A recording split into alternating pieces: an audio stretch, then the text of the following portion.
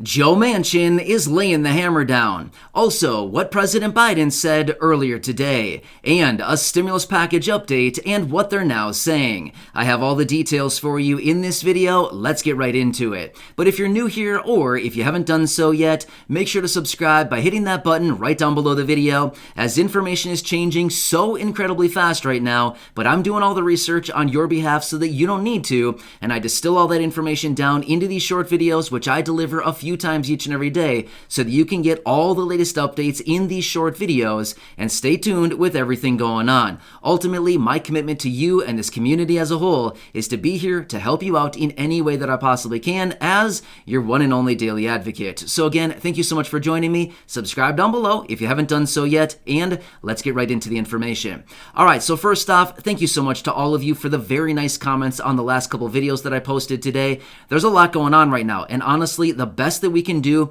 is continue to cross our fingers, and with all this information that was released earlier today, we can only cross our fingers and hope that Congress will look at this and finally recognize, hey, maybe we should have a great idea of sending out some financial relief to those low-income and fixed-income beneficiaries who are struggling so incredibly badly right now, just like we talked about in that report in that last video. So again, thank you so much for the messages. As I get more information, of course, I'll continue to bring that to you as I get it right here in these videos. So let's keep rolling here and talk about some of the other things that came out today. Now, today was actually a pretty big day when it comes to information. So of course, there were a bunch of people out talking about this, and I want to share some of those remarks with you in this video. So first off, let's talk about the president and what he said earlier today. So the president was out earlier today talking about the inflation data that was released this morning, as we talked about in that first video. He recognized that this inflation data and increases in prices are causing stress at the kitchen table. He also went on to say they are using every tool in their toolbox. Well, I'm thinking that their toolbox must be kind of empty. It actually reminded me of when I was a kid. My dad used to always tell me, use the right tool for the job and it makes it a lot easier. So it kind of makes me think that maybe they have the wrong tools in their toolbox, because they're certainly not doing a whole lot about these prices that continue to rise every single month.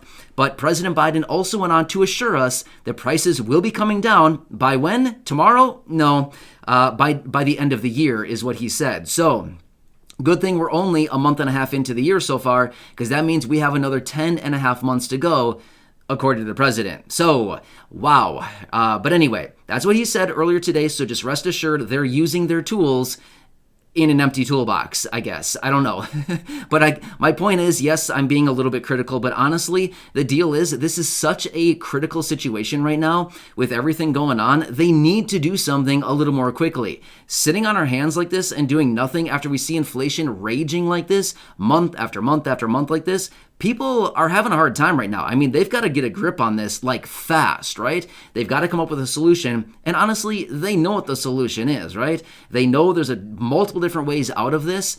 And that's why I said earlier, we've got to cross our fingers right now and only hope that Congress can come together and say, okay, this inflation is going to be around for a long time now. Let's at least get a payment out to the people. Let's help those ones out that are struggling so incredibly badly right now. And for those higher income people, well, you just have to stick it out and just kind of, live your life and just do what you can for now. But let's look out for the lower income and the fixed income. I don't know. That's how I look at it anyway. Let's look out for the people who are struggling so badly right now. And for the higher income people, I just feel like, you know what? You're probably good. It's a little bit going to be difficult, but they're not the ones that are struggling so badly like the low income and the fixed income. All right. So let's talk about Joe Manchin for a minute, because he was also out earlier today as well, making some statements, yes, about this inflation situation. He's calling on the Federal Reserve to tackle this issue right away, and he's also calling on them to start lowering some of this inflation right now, because the Federal Reserve has the ability to raise interest rates, but realistically, they'll need to raise interest rates quite a bit in order to get this inflation under control, and they'll need to do it fast. So Joe Manchin was basically calling on on the Federal Reserve that they have the ability to take care of this. Let's get it done already, right? He also said, let's work on the next package here where they want to raise taxes, make the wealthy pay more, and ultimately raise the income cap for Social Security taxes. Therefore, which would ultimately help for bringing more financial solvency into the system. So this is actually pretty encouraging as well for those of you receiving Social Security, because honestly, we've been talking about this a lot lately as well, where the Social Security trust funds, according to the reports, will probably be insolvent in about 12 years or 11 years or so. And again, I know this is a very long time from now, but Joe Manchin is calling on them. Let's get something done here. Let's make sure that this country is going the right direction and make sure that we're working toward financial solvency. In other words, we've got to get something done here. You know what I mean? Like, this is getting out of control here. And basically, he went on to say that they cannot continue to put more fuel on an economy that is already on fire. So, in other words, they can't do the Build Back Better agenda. So this is no surprise, though. We already know this about the Build Back Better agenda. This has not come as like a huge shock to us, because he told us way back in December, like mid-December, before Christmas, that he's a no-go on the Build Back Better agenda. So almost 2 months ago, we already heard this out of him. But this brings us into the next updates here, talking about what they're now saying about the Build Back Better agenda, or the newly branded Build Back Better agenda. So, as we do know, they're probably still working on some of these as standalone bills. In fact, Bernie Sanders was out yesterday alongside Amy Klobuchar. I hope I'm pronouncing that correctly. But the two of them were out endorsing standalone bills and just doing what they can now to start bringing down some of these prices. For example, working on lowering prescription prices. And again, we talked about that in yesterday's video, but that's something that Bernie Sanders was working on as well. But they're now talking about implementing these standalone bills to get as much done as they possibly can right now, and ultimately just kind of break this package up. However, as we've heard from multiple lawmakers, they're talking about the Build Back Better agenda because they haven't come up with a new name for it, and they're basically just referring to that. But they're basically saying, let's break it all up, let's get as much done as we can before the midterm elections, which again is in early November. So they're still trying to work on some things now, and whatever they actually get done here is a big, question mark. We don't really know about that, but at least they're starting to break it up and starting to strategize how they can actually move forward with this. Also today, along with this inflation data, we now see more information about lawmakers and business owners, multiple different people coming out right now saying this whole situation is eating up businesses and we've got to pass another stimulus package. So the talk that I was seeing, according to the reports that I was reading, they were talking about potentially implementing another stimulus package that would be focused on businesses. Now again, just because it's focused on businesses does not mean they may not be able to add some kind of provisions in there for the people. But again, the initial talk that I was seeing today was saying, hey, we've got to pass a stimulus package focused on the businesses, which is actually interesting because we've been hearing about these 3 different packages over the last, month now? We've heard about 3 separate packages that have been proposed, and a whole lot of nothing has been done with it. But at least this whole talk about more stimulus is coming up once again. So a lot of people are starting to recognize that, yep, it's time. We've got to get something done once again here. But of course, as I always say, as I get more details, I will continue to bring that to you as we do find more information. I'll let you know. But ultimately, I know that, everybody's here isn't like a big business owner, things like this. But you never know. Sometimes these packages start out as a business survival package or like a business recovery type package, and then they add a whole bunch of provisions onto it like that, just like we saw with the CARES Act. Remember, that was one that had the PPP in it. That was for businesses. It also had unemployment benefits, and they also threw a $1,200 stimulus check in there along with the package. So ultimately, that whole thing was pretty much the framework of a business COVID relief bill at the time, and then they happened to add a little bit of relief in there for the people as well in the form of the enhanced unemployment benefits and ultimately the stimulus check as well. So that's kind of my point, is you just got to watch this stuff closely. Now again, I just want to make it very clear so that there's no misunderstanding.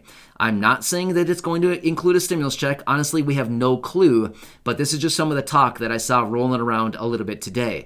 Usually when these inflation numbers come out, a lot of people start coming out and saying, hey, we've got to do this right now. We've got to get relief. We've got to take action. We've got to do something. So it's kind of interesting because usually when we get reports like this that come out, there's a lot of talking heads that hit the airwaves and a lot of people saying, oh, we got to act right now. Well, honestly, the time to act was like 8 months ago. I mean, really, let's be honest with ourselves. The time to act was a long, long time ago. So these are some of the repercussions of not doing anything, is that all of a sudden, many of us are looking here and saying, where's the relief? We've got to get the relief. Where is it now? So anyway, but as a result of no relief coming, 6, 8 months ago, 4 months ago, 3 months ago, this is what we're dealing with now. So unfortunately, they're kind of behind it like we've always kind of been this whole time for the last 2 years. But again, anything could happen at any given point. But hopefully these numbers that came out today in regards to the inflation, the statements out of the president, the statements out of Joe Manchin,